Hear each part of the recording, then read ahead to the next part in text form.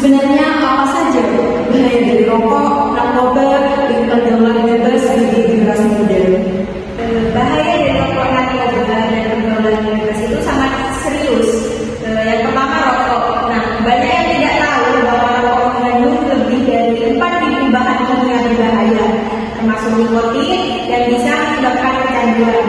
Pada remaja, rokok dapat mengganggu perkembangan paru-paru dan meningkatkan resiko penyakit jantung serta kanker di masa depan. Kemudian narkoba. Nah, narkoba bekerja langsung pada otak dan sel saraf, sehingga bisa fungsi otak, mempengaruhi emosi, dan bahkan menyebabkan ketergantungan.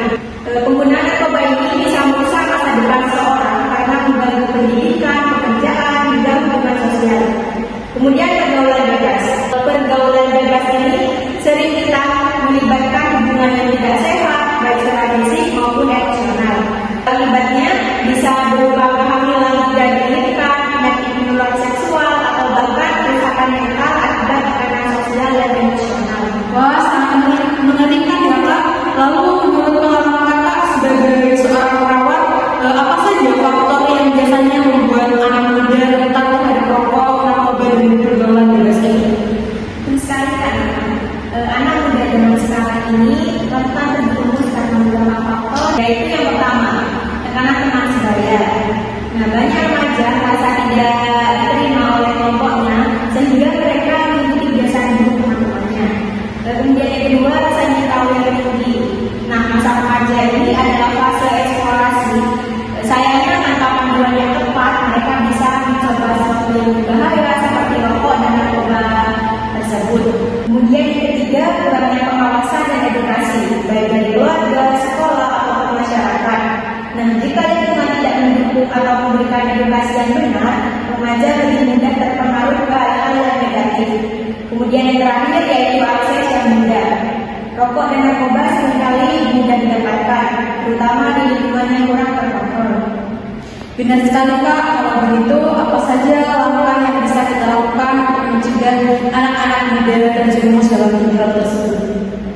Ada beberapa langkah yang penting yang bisa kita lakukan Kak, yaitu edukasi sejak dini. Nah, edukasi tentang bahaya rokok, narkoba, dan pergaulan bebas ini harus diberikan sejak usia dini, baik di sekolah maupun di rumah. Yang kedua, keterlibatan orang tua. Orang tua di sini harus menjadi role model yang baik dan menciptakan komunikasi yang terbuka dengan anak-anaknya, dengarkan mereka tanpa menghakiminya. Kemudian yang ketiga, lingkungan yang positif. Dorongan anak muda untuk terlibat dalam kegiatan yang bermanfaat seperti olahraga, seni, ataupun organisasi lainnya. Ini bisa membantu mereka membangun pergaulan yang sehat. Kemudian yang keempat, yaitu kebijakan yang tepat.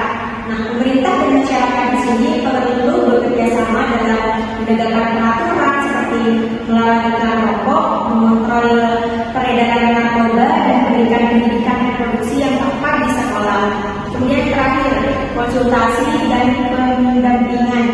Nah, jika seorang sudah terlanjur terjebak, penting untuk mendampingi mereka dengan mendukung psikologis atau layanan rehabilitasi.